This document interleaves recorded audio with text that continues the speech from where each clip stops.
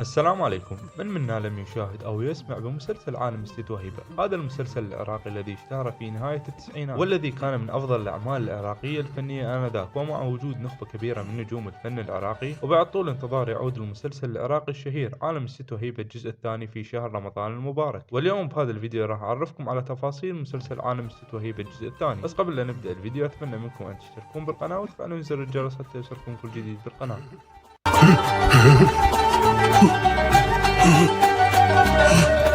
مسلسل عالم الست وهيبة الجزء الثاني هو من بطولة الفنان غالب جواد والفنان محمد أياد والفنان زهير محمد رشيد والفنان عبد الستار البصري والفنانة فوزية حسن والفنانة سمر محمد والفنانة براء الزبيدي والفنانة ساندي جمال والفنانة عبير فريد. وكان الفنان غالب جواد من أبرز الوجوه الجديدة آنذاك، وكان دوره في المسلسل بدور مهيدي الذي عانى من سوء تعامل زوج والدته الذي أجبره على ترك الدراسة للعمل في ورشة لتصليح السيارات ليتحول من شخص بريء إلى مجرم محترف. أما الممثل سامي قفطان الذي يمثل حجي بدل الغافل الذي أهمل عائلته ولم يفكر سوى برغباته، حيث تزوج أميرة بنت العامل الذي يعمل عنده مكي البدري. وبعد وفاة أميرة تزوج من أختها فائزة بعد تهديد والدها بإنهاء خدماتها وطردها من الشقة. ويجسد دور فائزة الفنانة عبير فريد. ومسلسل عالم الست وهيبة الجزء الثاني من إخراج سامر حكمة وتأليف صباح عطوان، حيث قال المؤلف إن الجزء الثاني لا يمكن أن يكون بنفس مستوى الجزء الأول، لأن مهيدي مات في الجزء الأول، وحويدر أبو جمرة مات في الجزء الأول، ونواف مات في الجزء الأول، والفنان سامي قفطان كبير في السن ومات في الجزء الأول. ويقول يمكن أن نعتبر هذا الجزء ميت ولم يبقى سوى شخصيات قليلة وعلى أساسها بنينا الرواية من جديد. ولا يمكن أن يؤدي الفنان زهير محمد رشيد دور علاء بهذا العمر، دور العصابة، ولكن يمكن استثمارهم في غير أشياء من خلال الطفل الذي ظهر في نهاية الجزء الأول. وقال الفنان غالب جواد كان من المفترض أن ينجز الجزء الثاني من عالم الست وهيبة في سنة 2020، كون الجمهور دائما يطالبني شخصيا على مواقع التواصل الاجتماعي بأن يكون هنالك جزء ثاني على غرار مسلسل ذئاب الليل، لذا ممكن القول أن العمل سيرى النور خلال الأيام المقبلة وسيكون مفاجأة للجمهور. ومسلسل عالم الست وهيبة الجزء الثاني سيعرض على قناة UTV. وبس هاي كل المعلومات اللي أعرفها حول مسلسل عالم الست وهيبة. إذا عجبكم الفيديو أتمنى منكم أن تشتركون بالقناة وتفعلون زر الجرس حتى يوصلكم كل جديد بالقناة.